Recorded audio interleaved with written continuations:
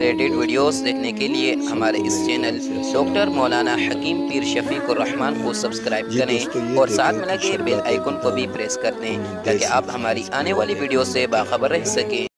جی دوستو کہ آج کا بیان کا خلاصہ اور موضوع یہ ہے کہ ماہواری کا رک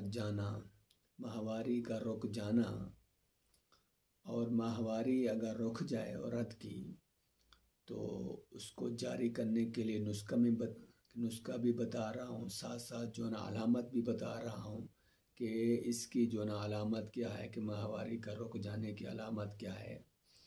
کہ جب طبی حیض میں رکاوٹ پیدا ہو جائے تو سر میں درد ہو جاتا ہے، تو سر میں درد، پورے جسم میں بوجھ سا محسوس ہونے لگتا ہے، کمر اور پیروں میں درد ہو جاتا ہے، اور مزاج میں غصے والا مزاج ہو جاتا ہے، عورت کا چرچرا پن ہو جاتا ہے۔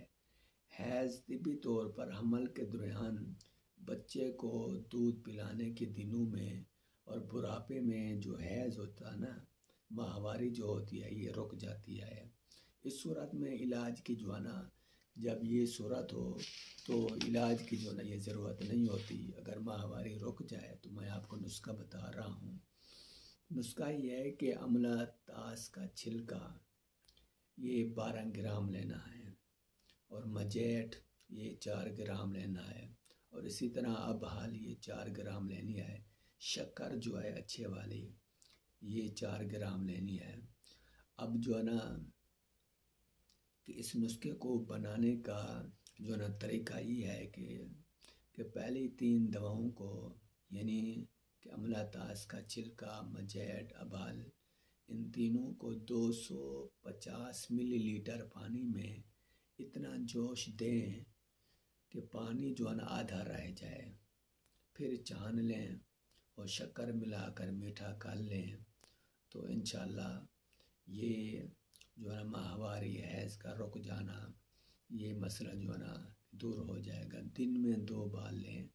طریقہ استعمال یہ ہے کہ دن میں 2 بار آپ استعمال کریں تو ماہواری کھل کے آئے گی۔ تو یہ دن میں 2 بار آدھا کپ گرم پانی کے ساتھ آپ استعمال کریں۔